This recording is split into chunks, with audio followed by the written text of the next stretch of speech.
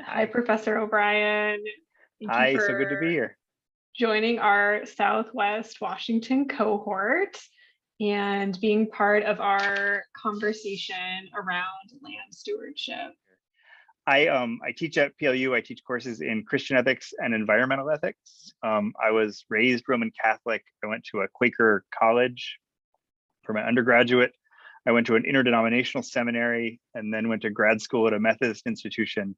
And now for the last 16 years, I've been here at a Lutheran school. And at each place, I've learned more about the richness of the Christian tradition and how much comes when we think broadly about what it means to be Christian and what we can learn from the cloud of witnesses, the Christians who've come before us, and the great thinking in our tradition. I mean, in the most simple terms, I think of stewardship as taking care of something that belongs to someone else.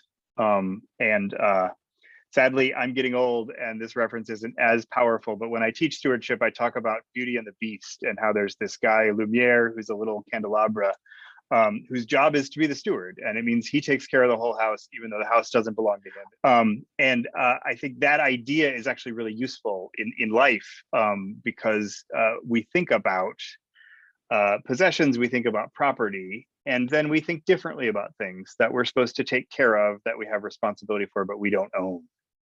So in Christian terms, I think stewardship is really vital for us for two reasons. One goes all the way back to the origins of our faith, which I think teaches that ultimately everything belongs to God, right? The Psalm 24, the earth is the Lord's and all that is in it, is pretty unambiguous. Everything you can see, everything you've ever seen belongs to God. The creation is the Creator's. And throughout the Bible, there's a lot going on, but one clear theme is an instruction of what we're supposed to do with God's world. To be responsible means to use what we have to care for the poor, to care for orphans, to care for those in need. That's what stewardship means as I read it in the bulk of the biblical text. I also think stewardship is important right here in the 21st century because privileged human communities have an outsized amount of authority and responsibility over the world right now. A word that's getting thrown around in environmental circles and political circles is the Anthropocene, that we live in a new geological age where humanity has become the dominant or a dominant force on Earth, which just means our level of responsibility for God's Earth has really grown from previous generations. And so we need to be thoughtful about that. We need to think, how are we going to responsibly use that authority? We've built systems that divide creation into property, into resources. Through processes of colonialism and capitalism, privileged people have taken possession of most of that property and resources.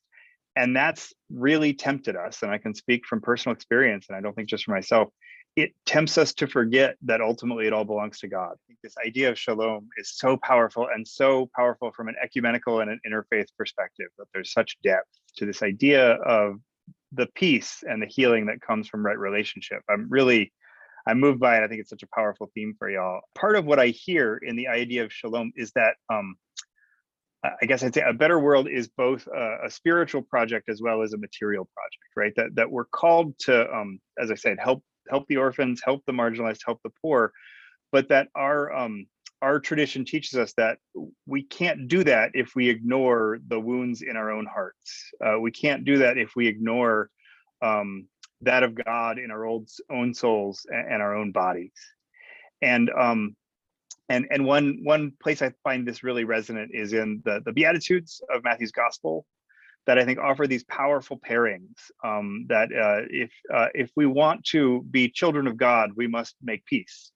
And we must make peace not only with our neighbor, but with ourselves and with our communities and with the land. And that to be on God's side requires us to mourn, requires us to be meek in the face of the fallen world.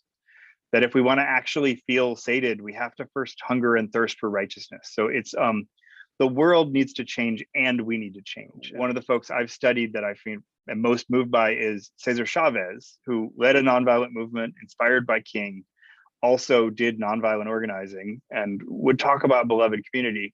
But because he was organizing farm workers, he talked a lot about healing of the land as well as healing of economic systems. And that we have to get our relationship right with, as he would have said, Mother Earth, if we want to get our relationship right with each other.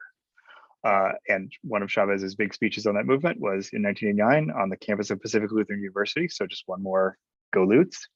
And that, I think, connects this idea of beloved community, maybe this idea of shalom, with real care for the land and right relationship. And again, it's about healing ourselves as much as it's about healing the world around us. And it's about a faith that we can't do one without the other. So I wonder if one thing just to emphasize about shalom is that it's in every direction. It's pointing out, it's pointing in, it's pointing up and around to God, but it's also pointing all around us to our neighbors and one another. I think I'll speak for myself, and I think a lot of the churches I've been part of, I think a lot of us in the church think of our spaces and think of the land in the way the broader culture has taught us to, right? The land is real estate, it's an investment, it's property, it's about what we're leaving to future generations, maybe, but it is in those economic terms. And I think, we think that way because it seems like common sense, because that's the way we've been taught. That's what we've been trained to see land as a resource, as property, as real estate. It's the way everybody seems to think. But I'm inspired by the churches that resist that push back on that, right? The churches that refuse to see land as real estate and instead see it as an essential part of community and of how they can serve community. One last biblical way I like to talk about this. Jesus says that where 2 or 3 are gathered in my name, I'm there among them. And I think a word I didn't used to think much about that is the where. It's not when 2 or 3 are gathered. It's not if 2 or 3 are gathered. It's the place, right? Jesus says, I will be in the place where 2 or 3 come together.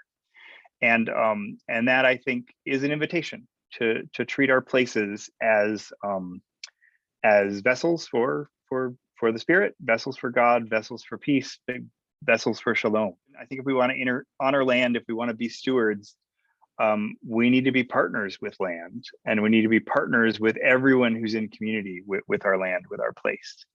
Of course, that means the church community itself should have something to do with the land. People should know about the place and know about its history and know about their ecosystem. I think it also means the church should be in dialogue with their neighbors, who's around, who's not part of the church, and how are they in community with the land, and what can we learn from them? And then this gets even harder, but much more important. The indigenous people who cared for that land for millennia before settlers arrived, I think, ideally are part of any conversation about what community means in that place. For many of us in many places, there are other folks of color who were excluded from our land through redlining or through segregation or through other practices. And I think learning from those folks, inviting those communities as appropriate back in to land they've been excluded from, is part of seeing land as community. When I list all that, it just feels like a lot to do, right? Oh my gosh, there's so many voices to hear, and there's so much work to do, and there's so many things to mourn and lament and repent and then make up for. And the joy of seeing land as community and seeing church as community is like, yeah, it's way too much to do for any one person. Absolutely none of us can do it alone. But like, the beauty of the church is we are not supposed to do it alone. Like, we're supposed to be together, and we're supposed to share the work. And so I think if that work can be shared, if making land a part of our community is something that we spread out broadly, then we're gonna make a difference, not only out in the world, but also in ourselves, and not only in ourselves, but also out in the world.